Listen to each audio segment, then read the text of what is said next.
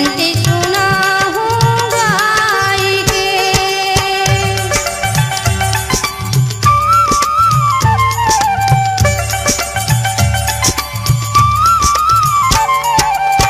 माता अमरावती के सपना में आए सती खोजन गुरुदास। माता अमरावती के कोरा में आए सती खोजन गुरुदास। जन्म ले हूँ माता मेरे कहे नाम है घासीदास गा भैया, नाम है घासीदास।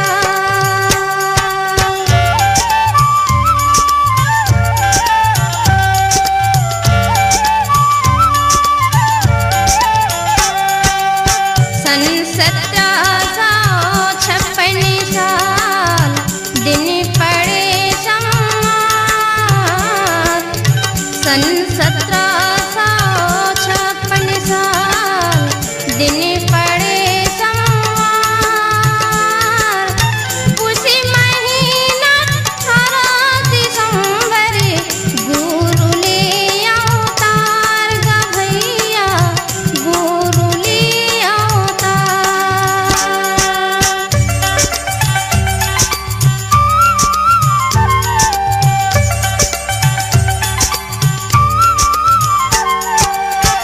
तुरस पिता कहे कि हे सतखोजी जा गिरौदपुरी में महबूदास बाबा अमरावती के घर में जन्म लेवे।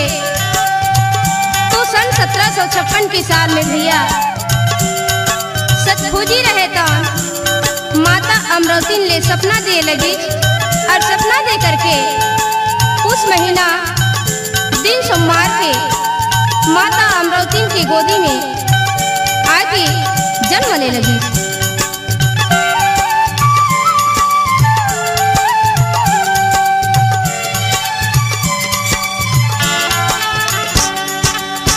बालक रूपी धर के बाबा जाके पलंग माँ खेले। बालक रूपी धर के बाबा जाके पलंग माँ खेले। अमरावती ने कही महबूबा बाला जाना सोइन बना ले जोड़ी, जाना सोइन बना ले।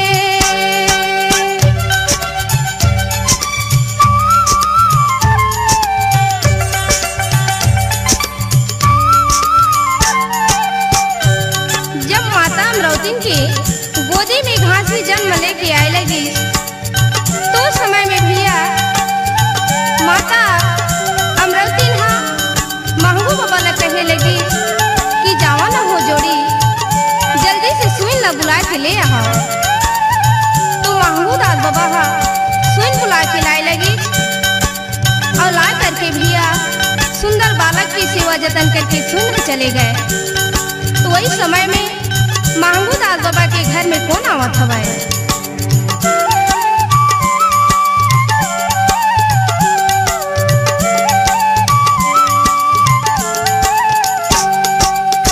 पूरस पिता साधु रूप धर के गिरधपुरी माया। पूरस पिता साधु रूप धर के पूरस पिता चले आए। मांगू बाबा के घर में जाके नाम वो बताएगा भैया, नाम वो बताए।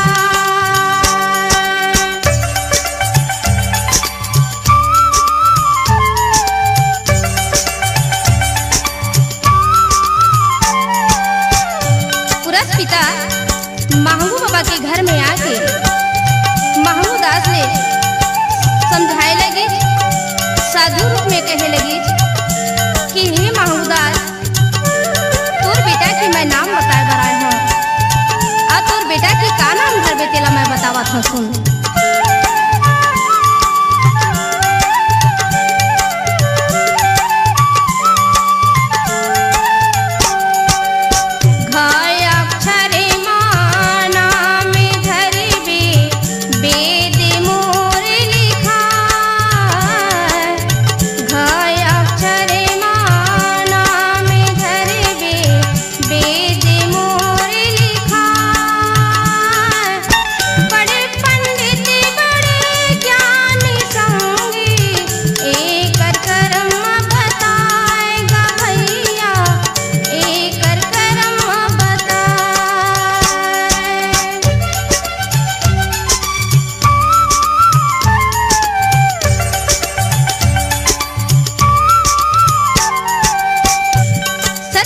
बेटा महंगू दास बाबा के पास में कहे लगी कि वेद ले खोल के मैं बतावत हूँ कि घय अक्षर में कर नाम निकलत हवै, एकर घासी नाम रखबे। बड़ा ज्ञानी बड़ा पंडित हो है, ये जीव हत्या ले माने नहीं, ये सत्य की खोज कर ही फिर आगे का बतावत हवै।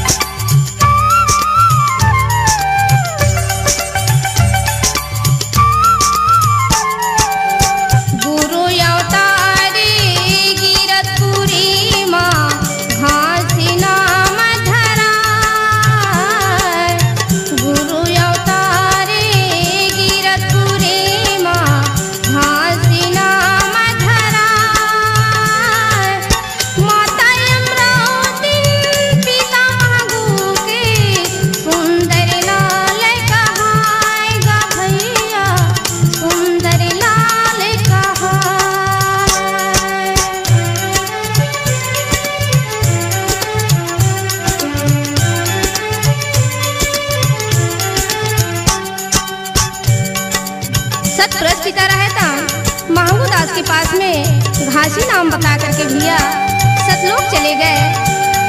अब घासी ले सुंदर महंगू दास बाबा अरे अमरावती होकर प्रतिपाल करे लगे।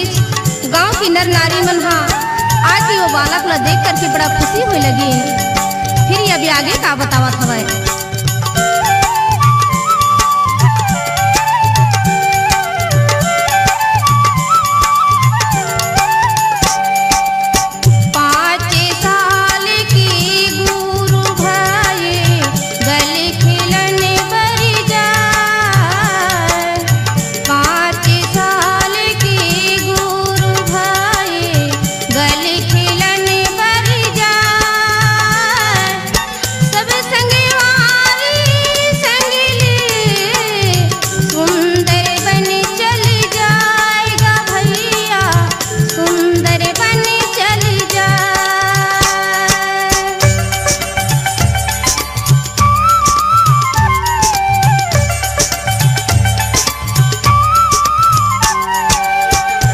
घासीदास जब 5 साल की हुई लगी तो संगी साथी के साथ में सुंदर बन चले लगी। और सुंदर बन में जाके जब पहुंचे लगी भैया तो साथ में कौन कौन रहे, जगतू मकतू बुधारू सब ऊपर साथ में चले लगी। और सुंदर बन में जाके फिर बात करत हुआ।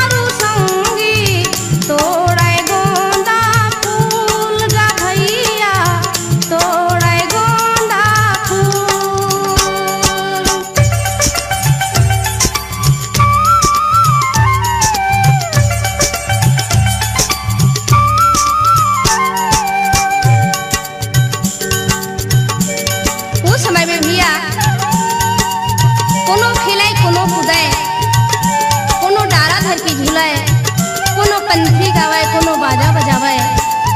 और घासी चंपा पेड़ के नीचे में जाके सतपुरुष पिता के प्रति ध्यान लगा के बैठे रहा है। अब उधारू रहे तो गोंदा के फूल ले तोड़े बर अपन हाथ में खुला अमृत रहा है। फिर आगे का होत है।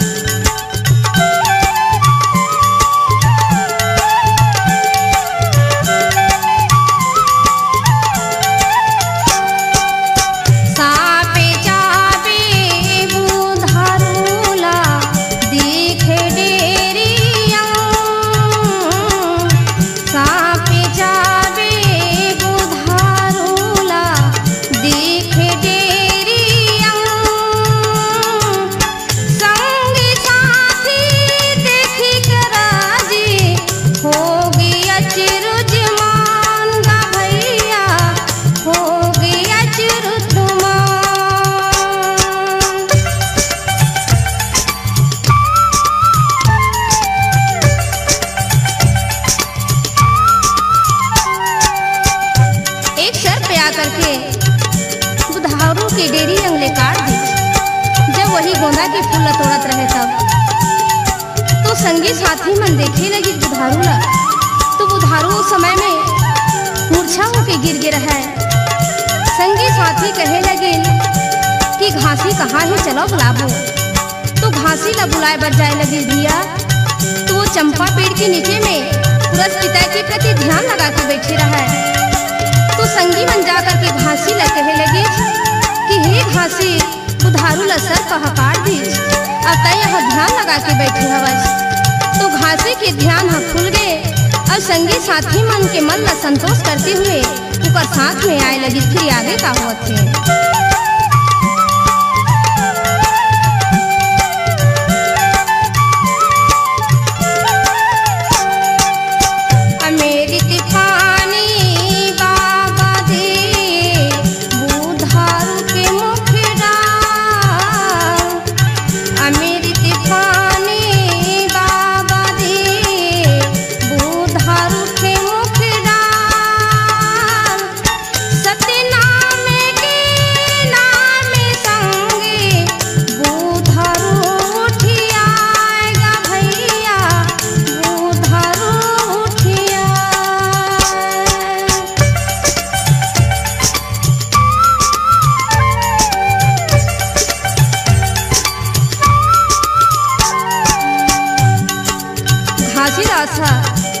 सुंदर जल मंगाए लगे और जल मंगा करके सतपुरुष पिता के नाम लेकर के वो अमृत बनाए लगे और अमृत बना करके बुधारू के मुख में डाले लगे।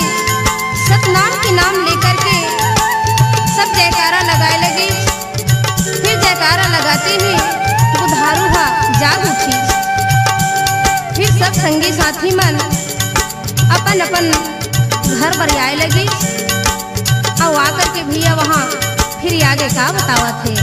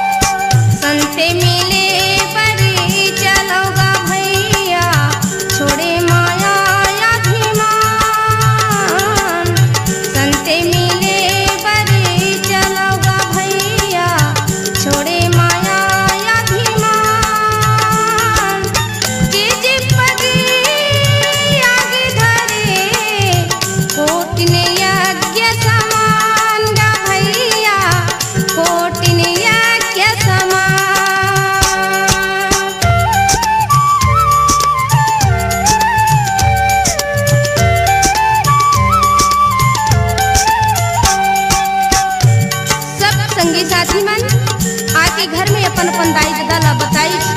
तो कर दाई दादा मन तो विश्वास नहीं करी। का कहे घासी ला ये कहूँ जादू सीखे हो है, एक कारण से ओला जिला दी। एक पास में और कोई शक्ति नहीं है।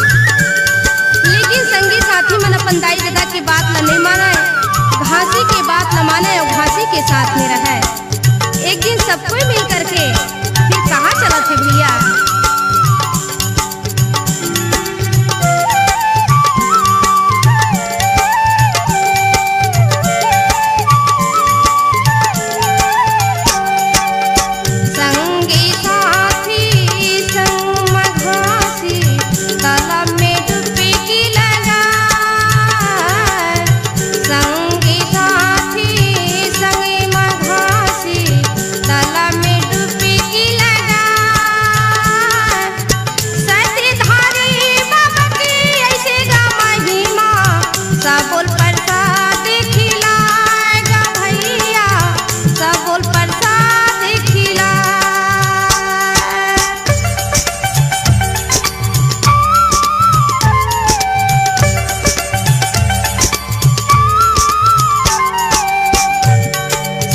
साथी मिलके घासी ले कहे लगी कि घासी आज चलो हम सब कोई मिलके तालाब में डुबकी लगाबो। तो घासी भी उसका साथ में जाए लगी और जाकर के तालाब में डुबकी लगाए लगी। ऐसे सतनाम पिता की महिमा तो घासी रहा था। सतनाम पिता की प्रताप से सबला प्रसाद खिलाए लगी, सबले जनेऊ पहनाए लगी, सबकी मारा बताए लगी। सबके सब वहाँ सतनाम की नाम लेवे और सतनाम की जयकारा लगावे। फिर आगे का होत भैया।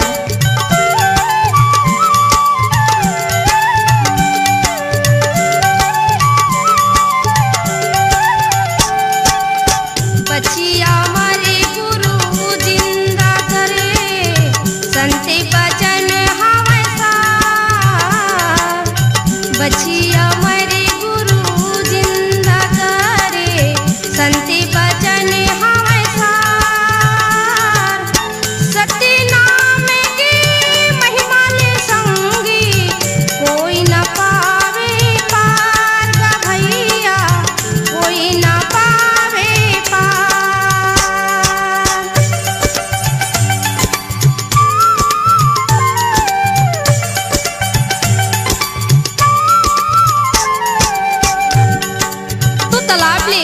सब बालक घर में आए लगी ने अपन अपन। तो बुधारू के घर में एक गाय रहे, वो गाय मर गई। तो उस समय में बुधारू रहते घासी ला बुलाए लगी और बुला के कहे लगी कि घासी ये गाय खत्म हो गई हवा। तो घासी रहे तो अमृत जल बना करके गैया के मुखारबिन में डाले लगी और सतनाम की जयकारा लगाए लगी। तो बुधारू घर की गैया जिंदा हो गए। सब देख कर के गांव की नर नारी मन बड़ा मगन होने लगी और कोनो कहे लगी कि ये जदुआ है, ये जादू वाले, ऐसे सबके सब बोले लगी। फिर आगे का होते।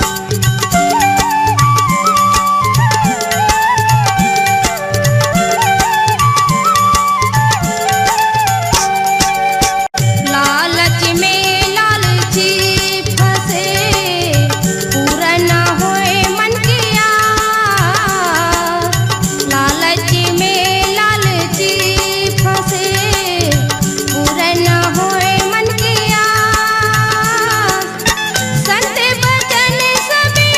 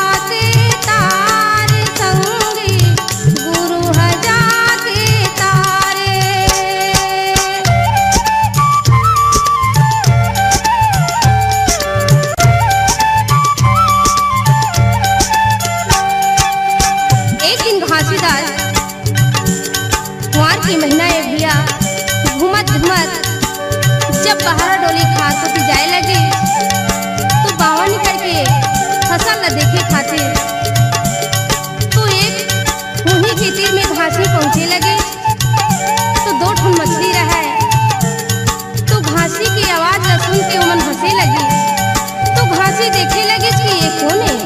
मोला देख के हंसत थे।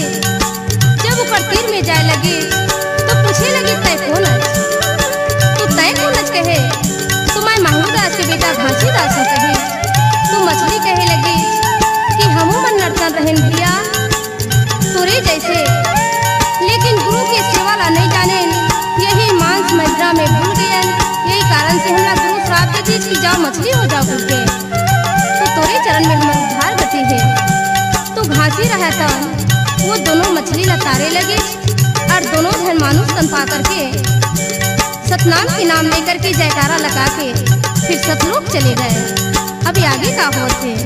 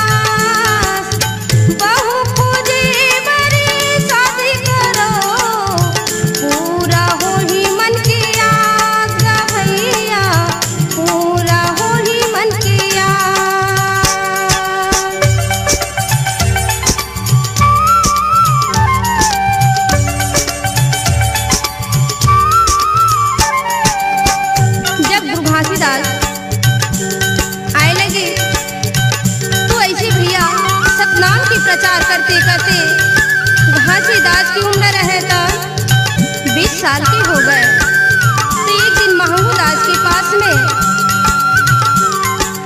माता करुणा रहे तन का कहे कि हे जोड़ी घासी 20 साल के हो गई शादी के लायक, अभी तक शादी करते तो कोनो में जाके लड़की खोज के देख लेते।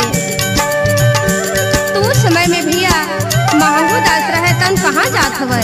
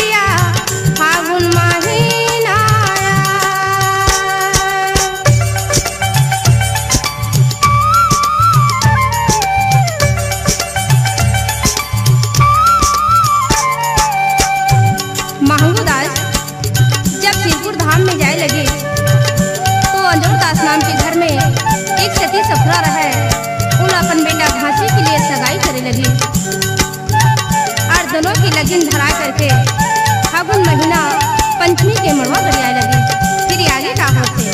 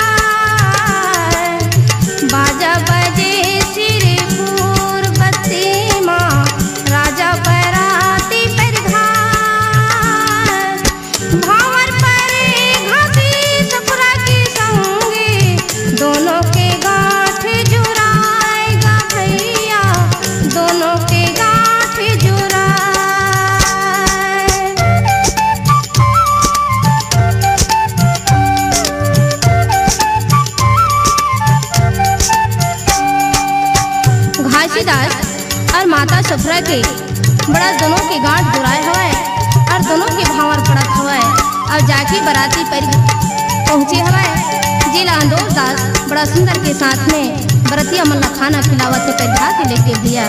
फिर ये आगे का हुआ थे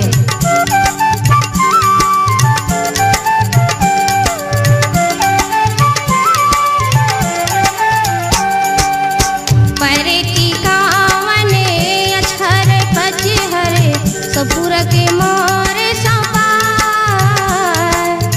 परे की गावने अधरे पचे हरे सपूरा के मोरे सपा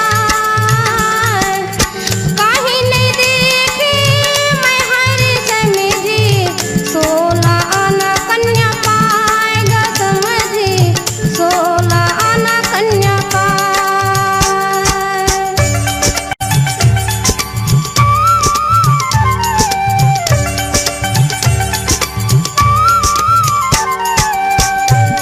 सुंदर के साथ में भावर पड़ी टिकावन में बैठे लगी अछर पछर दहेज वहाँ दे लगी। फिर अंजोर दास रहे थे का कहे महमूद दास ने कि हे महमूद दास मैं कुछ नहीं दे सके 16 आना कन्या दे।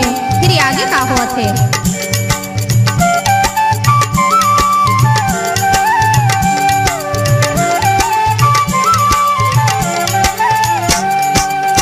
वापस बराती महबूबा बाके गिरतपुरी चले आए वापस बराती महबूबा बाके गिरतपुरी चले आए आनंदी मंगले हो के संगी अपने राज चलाएगा भैया अपने राज चला।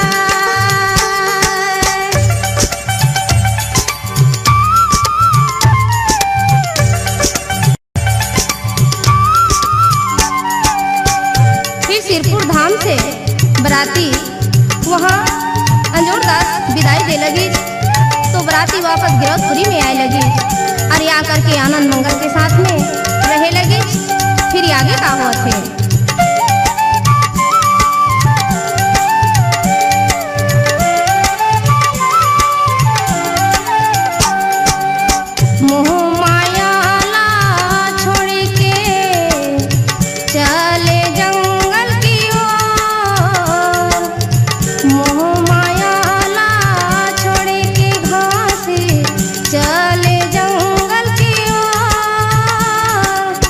घर दुआरे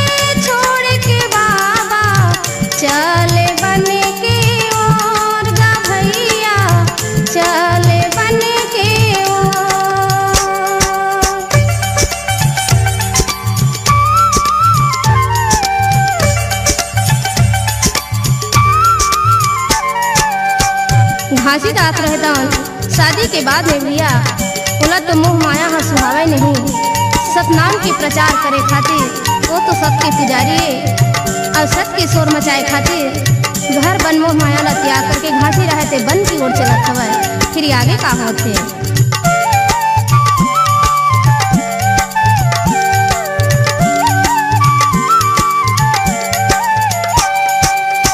कुआं पोसारा में जाके संगी सती के ध्यान लगा।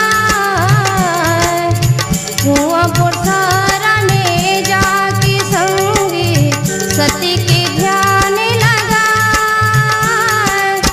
धुनी में गिर गई फन टिटिका मानुष रूप हो जाएगा भैया मानुष रूप हो जाए।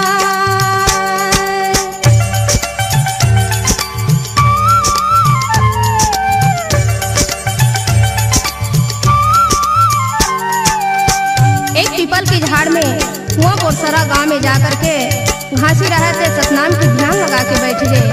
तो वही पीपल के झाड़ में एक टोटेटकर है वो धुनी में गिरे लगी। तो ऐसे सतनाम पिता की महिमा तो मानुष रूप होके निकल गए। तो गांव के दाई दादा नर नारी मन जाके वहाँ मेला लगा दी। फिर आगे का होत दिया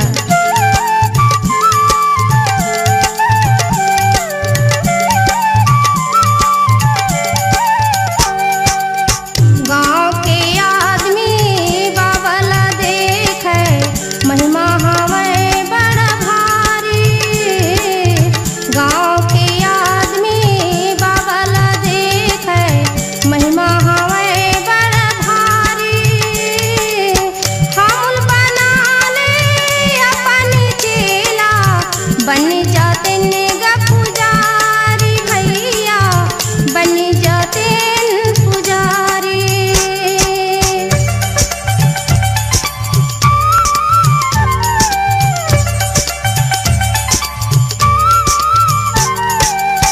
कुआं पोरसरा ले छोड़े के बाबा चले गिरदी के ओर।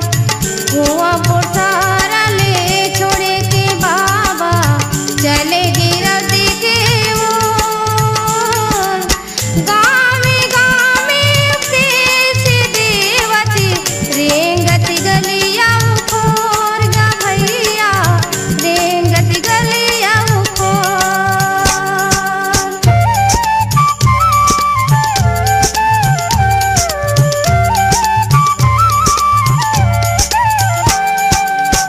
घासीदास रहतन कुआं पोरसरा ले छोड़ करके जब गिरौद में जाके पहुँचे लगे तो गांव गांव में उपदेश देते हुए बाबा सतनाम की प्रचार करते हुए जाके अपन गिरौद गांव में पहुँचे लगे।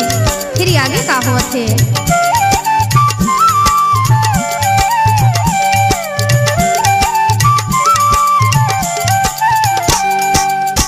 राजे पाठे सबके महंगू चले सतिया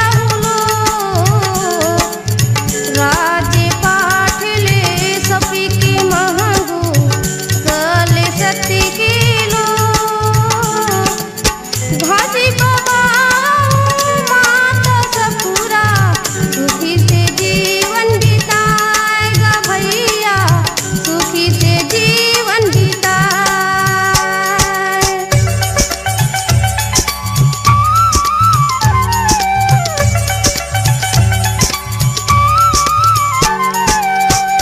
जब घासी गिरौद में आए लगे तो महंगू दास रहतन घासी ले राज में बैठा के राज तिलक दे दी।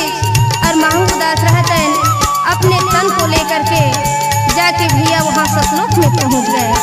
और घासी माता ससुरा सुखी से जीवन बितावा थे। फिर आगे का होते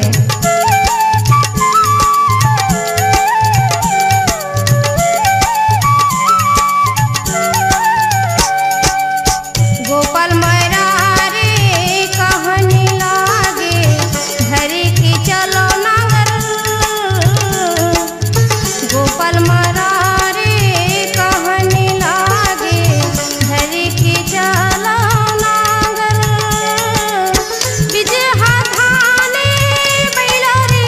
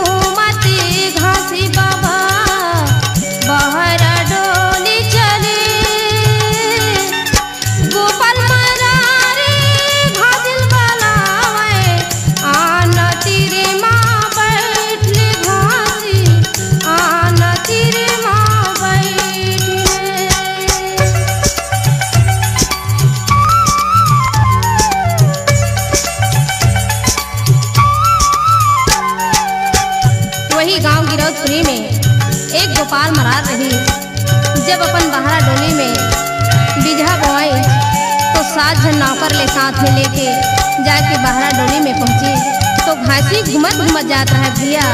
तो संत घासीदास ला गोपाल मरार अपन तीर में बला के फिर का बोला थे।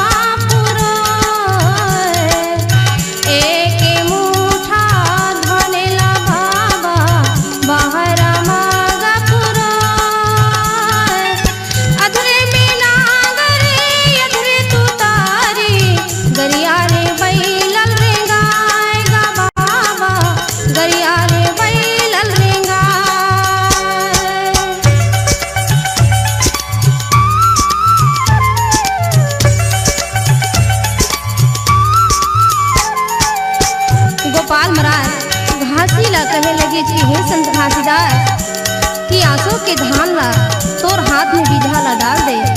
तो घासी रहता एक मुठा धान ले पूरा बहरा में पुरोए लगे और अधरे में नागर अधरे में पितारी घासी बाबा हा सबके महिमा ला दिखाए लगी।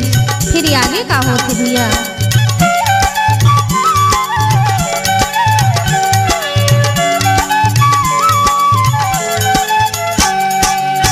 सती के महिमा दिखावे घासी जुड़े रहे नर नारी। सती के महिमा दिखावे घासी जुड़े रहे नर नारी। भाटा की बारी ला मेरी चलावे अचंभो हो गए भारी भैया अचंभो हो गए सब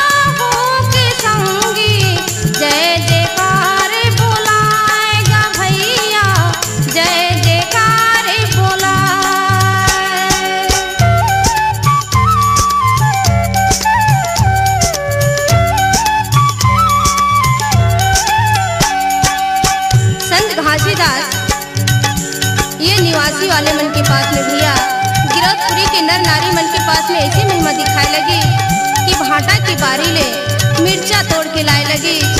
तो सब संत मन देख करके घासीदास के जय जयकार मनाए लगी। सतनाम की सब पुकार करे लगी। फिर आगे का होते।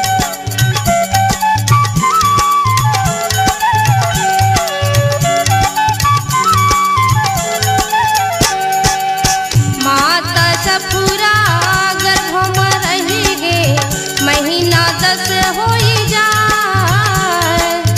माता सफुरा गर्भ में रहेगे महीना 10 होई जाए। अमरू नामे बालक होई आनंद मंगल छाएगा भैया आनंद मंगल छाए।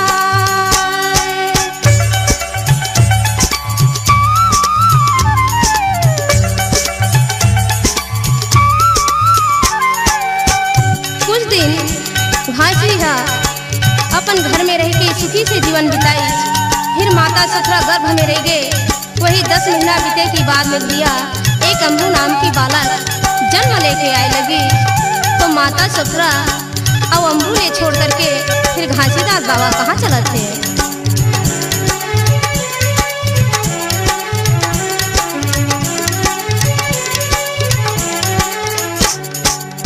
गावे गिरा दिले छोड़े के बाबा चले दिल्ली के खोर।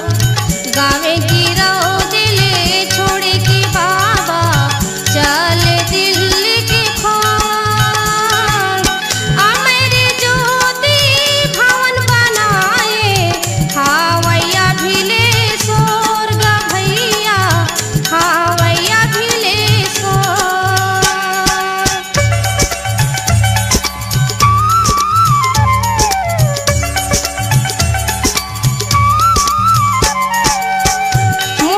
छोड़ करके घासी दिल्ली शहर में जाए लगी और वहाँ अमर ज्योति भवन बनाए जेकर शोर अभी तक भैया कलयुग में ओकर शोर मचावत हवे।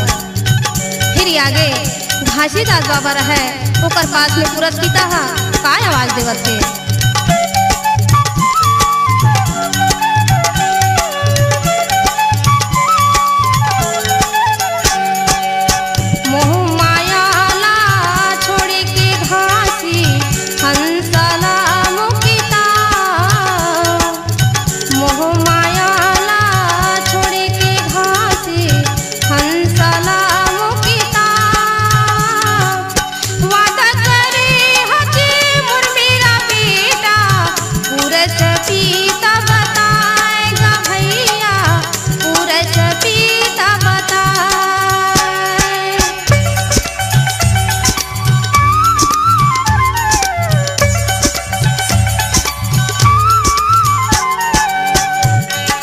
बाबा घासीदास जब दिल्ली से गिरौद में आए लगी तो पुरस्किता रहा था।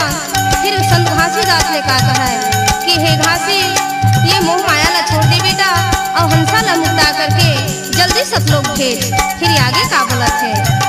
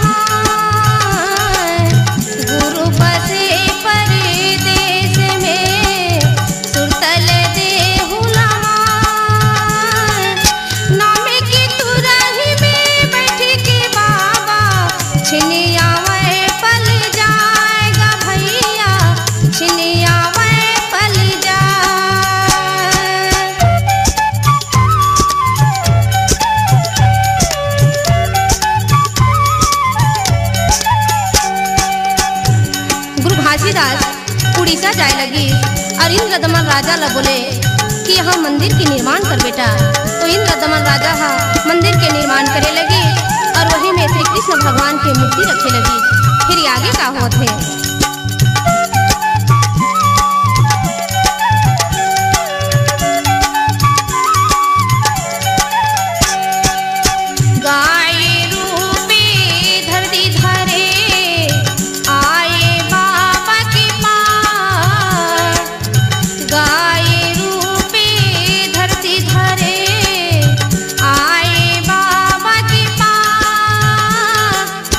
दुखी हो गए बड़े